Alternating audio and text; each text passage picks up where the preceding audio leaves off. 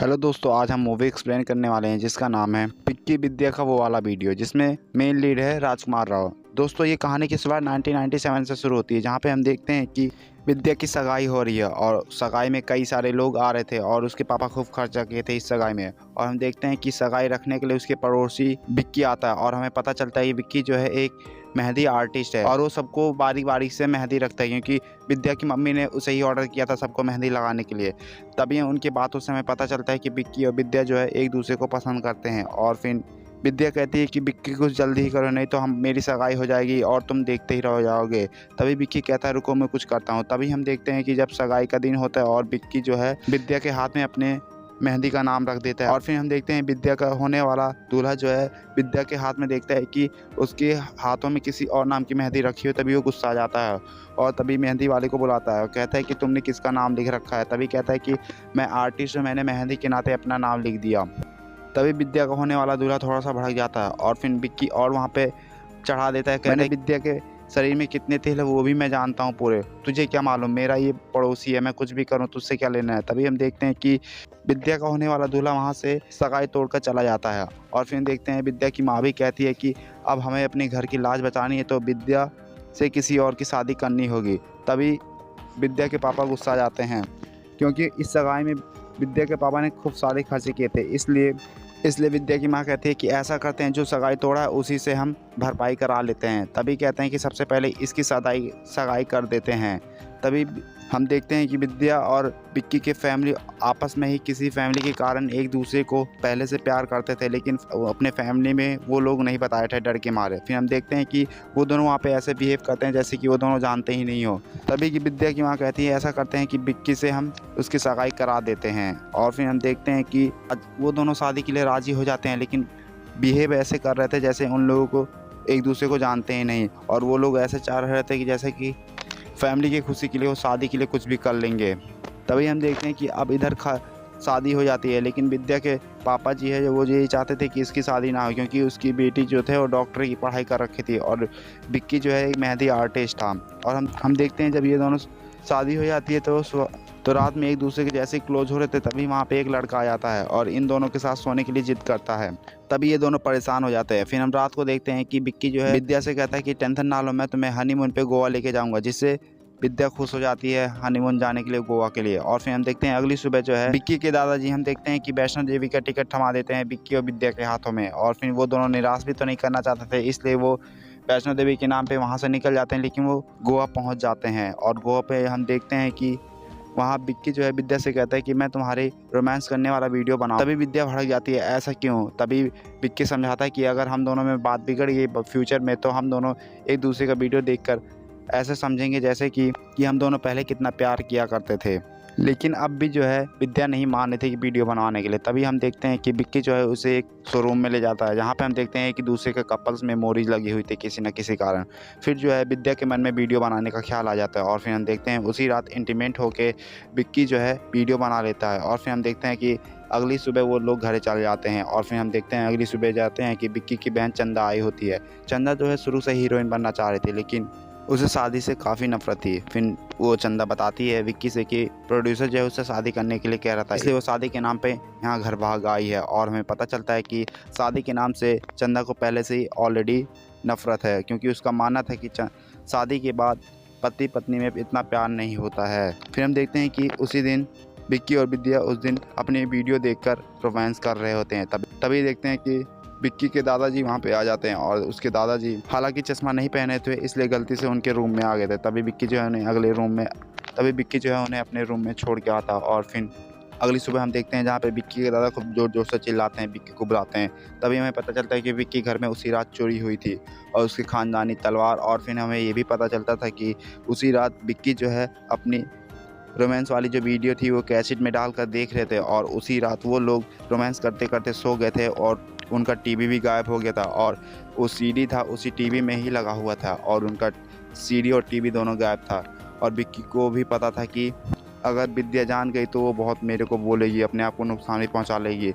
इसलिए कि जब विद्या पूछती है कि सीडी कहाँ है, तभी विक्की बताता है कि टेंशन ना लो, मैंने सीडी ऑलरेडी निकाल ली है, तुम टेंशन ना लो। इसलिए उससे झूठ बोल देते ताकि विद्या जो है अपने आप को नुकसान ना पहुंचा ले।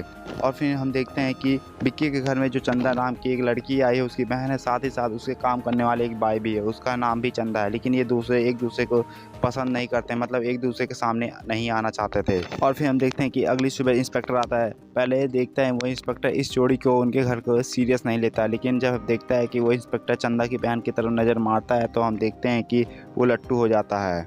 और फिर उसे इंप्रेशन जमाने के लिए उसके सामने इंस्पेक्टर कहता है कि तुम लोग टेंशन मत कर लो, मैं उसे कुछ ही दिन में पकड़ लूँगा। फिर हम देखते हैं कि विक्की को, जो कि उसकी रोमांस वाली सीडी गायब हो गई थी, इसलिए परेशान था, इधर उधर पता कर ही रहा था कहीं ना कहीं से। अब विक्की परेशान होकर निजी कैसेट के दुकान वाले पे जाता है जहाँ पे ऐसे कैसेटें बिकती है। और फिर हम देखते हैं कि उससे पूछता है जो तुम्हें अभी हाल ही में लेटेस्ट कैसेट मिली है उसे मुझे दे दो। और फिर खरीदता है, उन्हें एक बार चेक करता है, लेकिन देखता है कि उसमें से उसकी सुहाग वाली यानी कि इंटीमेट वाली वीडियो वाली कैसेट नहीं है। लेकिन उसके दादाजी चाहते हैं कि दोबारा वो लोग पिक्चर देखे और एक दूसरे को रोमांस करे।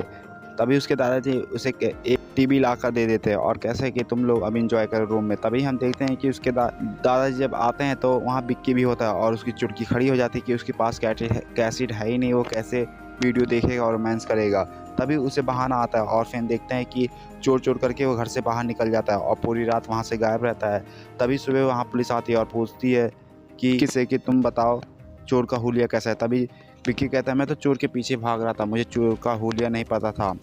तभी हम देखते हैं विद्या को, कहती है कि तुम पूरी रात गायब थे, लगता है तुम्हारा चक्कर कहीं बाहर चल रहा है। तभी विक्की कहता है कि ऐसा कुछ नहीं, मैं तो चोर को पकड़ ही रहा था इधर उधर, लेकिन वो मिल ही नहीं रहा था, मेरे को इधर उधर भटका रहा था। तभी देखते हैं कि वहाँ उसे एक घर से आवाज़ आती है कि विक्की तुम्हें कोई लड़की इंतजार कर रही है। तभी विक्की दौड़ा दौड़ा हाँफता हुआ अपनी दुकान के बाहर जाता है और देखता है कि वहाँ फॉरेनर लड़की आई है जो कि उसे एक तलवार दे रही होती है और कहती है कि ये तलवार ये तुम्हारी है और मैंने चोर बाजार से खरीदी है। तभी विक्की जो है उस लड़की को अपने बाइक पे बैठाता है और उसे जिस दुकान पे मिली थी उसे लेके जाता है चोर बाजार से। तभी चोर दुकान वाले को जाता है और पूछता है कि तलवार तुझे कौन बेचा है। तभी हम देखते हैं कि ये सब कारनामे जो है विद्या पीछे से देख रही होती है और उसे ऐसा लग रहा था कि उसे बाइक पे बैठा हुआ था फॉरेनर लड़की को विक्की ने, इसलिए विद्या को गलतफहमी हो गई थी कि इन दोनों में चक्कर चल रहा होता है। तभी जो है चोर को पता चल जाता है विक्की और फिर हम देखते हैं कि वो लोग चोर जो है एक होटल के रूम में रुका हुआ है, वो कुछ चोरों के साथ डील करने वाला होता है। तभी वहाँ विक्की पहुँच जाता है और उसे दबोच लेता है। और फिर हम देखते हैं कि विक्की जो है उसे काफ़ी अच्छे से दबोच रखा था, उसका गला पकड़ रखा था, लेकिन हम देखते हैं कि वो डर के मारे बेहोश हो जाता है वो चोर। और विक्की के मन में कुछ देर तो यही आता है सोच, कहीं मेरे दबाने से ये तो मर तो नहीं गया, इसीलिए वहाँ से वो घबरा कर सीधा रखी सीडी प्लेयर लेके वहाँ से जाने की कोशिश करता है। लेकिन देखते हैं कि तभी उसी वक्त वहाँ पुलिस की रेड पड़ती है उसी होटल में। तभी वो बालकनी से कूदने की कोशिश करता है, लेकिन देखते हैं बालकनी से भी अगर वो कूदता है तो पुलिस उसे किसी न किसी तरीके से देख लेगी, इसीलिए अगर वो बालकनी से कूदता है तो पुलिस उसे देख लेती है। लेकिन हम देखते हैं कि बालकनी से उसका पैर अचानक से फिसल जाता है और वो छलांग लगाने की कोशिश करता है, तभी उसे पुलिस भी देख लेती है। और फिर हम देखते हैं कि विद्या भी उसे देख लेती है और उससे शक का पूरा यकीन में बदल जाता है। उसे एहसास हो जाता है कि ये विक्की ज़रूर उस फॉरेनर लड़की के साथ रूम में रहा होगा। हम देखते हैं कि उसके मन में यही ख्याल आता है कि ये वहाँ से बचने के लिए बालकनी से कूदकर अपने आप को सेव करना चाहता है विक्की। तभी हम देखते हैं कि पुलिस उसे पकड़ लेती है और उसे जेल में डाल देती है। अभी तक पुलिस वालों को यही लग रहा होता है कि वो चोर मर गया है, दरअसल उन लोगों को लग रहा था कि विक्की ने इस चोर को मारा है, दरअसल वो चोर मरा नहीं था बल्कि वो बेहोश हुआ था। तभी हम देखते हैं कि विक्की के घर वाले आते हैं विक्की को छुड़वाने जेल से। तभी हम देखते हैं कि वहाँ चंदा आती है, चंदा भी बोलती है प्यार से इंस्पेक्टर से कि मेरे भाई को छोड़ दो। तभी इंस्पेक्टर उसके प्यार में पागल होने के नाते उससे कहता है कि मैं इसे छोड़ तो दूंगा, लेकिन मैं आपको कुछ कहना चाहता हूँ। वो कहता है कि मैं आपसे शादी करना चाहता हूँ। तभी चंदा उसे साफ इनकार कर देती है। फिर हम उसके बाद देखते हैं कि सीडी प्लेयर में रखे कैसेट को वो लोग सीडी को प्ले करने की कोशिश करते हैं। तभी विक्की वहाँ घबरा जाता है। तभी देखते हैं कि घबरा कर जो है विक्की विद्या को सब कुछ सच बता देता है और विद्या जो है उसे खूब डांटती है और कहती है कि तुमने ये क्या कर दिया, अगर सब लोग देख ले तो हमारी बदनामी हो जाएगी, तुम्हारा क्या, तुम तो लड़की हो, लेकिन मुझे गंदी नजर से सब लोग देखेंगे। तभी हम देखते हैं पुलिस इंस्पेक्टर जो कैसेट देख रहा होता है वो किसी और का कैसेट होता है, उसमें विद्या और विक्की का कोई सा भी वीडियो नहीं आ रहा होता है। तभी हम देखते हैं किसी तरह वहाँ से रिहा हो जाता है विक्की जेल से।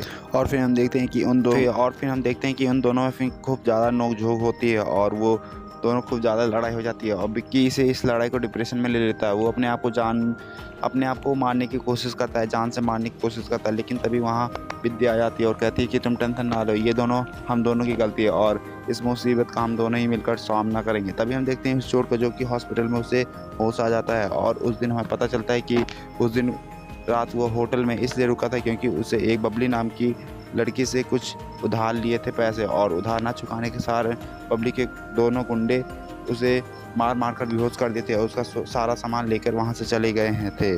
और फिर देखते हैं कि कैसेट देखने के बाद बबली कहती है अपने गुंडों से कि पार्टी को फ़ोन कर दो, कहते हैं कि उनका कैसेट मेरे पास है और अगर इन्हें ये कैसेट चाहिए तो उन्हें 2 लाख रुपए देने पड़ेंगे, नहीं तो हम ये कैसेट मार्केट में फैला देंगे। तभी हम देखते हैं कि बबली के गुंडे अलग अलग फ़ोन से विक्की के घर पे फ़ोन करते हैं। पहला फ़ोन जो है विक्की के दादा उठाते हैं और उन्हें ऐसा लगता है कि वो गुंडा इसलिए बात कर रहा है, कह रहा है कि अगर आप मुझे 2 लाख रुपए देंगे तभी मैं आपको इस वीडियो का कैसेट दूंगा। दरअसल उनके बाबा को लगता है कि जब उस रात अपनी बहू के ऊपर वो गलती से गिर गए थे तभी उनका वीडियो बना लिया गया था और उन्हें डर था कहीं ये वायरल ना हो जाए।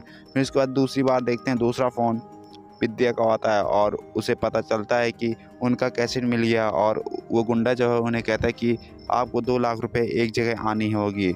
और फिर हम देखते हैं तीसरी बार जो है चंदा का फ़ोन आता है और फिर वो समझ लेती है कि कोई उसका वीडियो का गाना शूट कर लिया है और इसी कारण वो लोग पैसे मांग रहे हैं गुंडे। अब तीनों लोगों को अलग अलग फ़ोन आता है।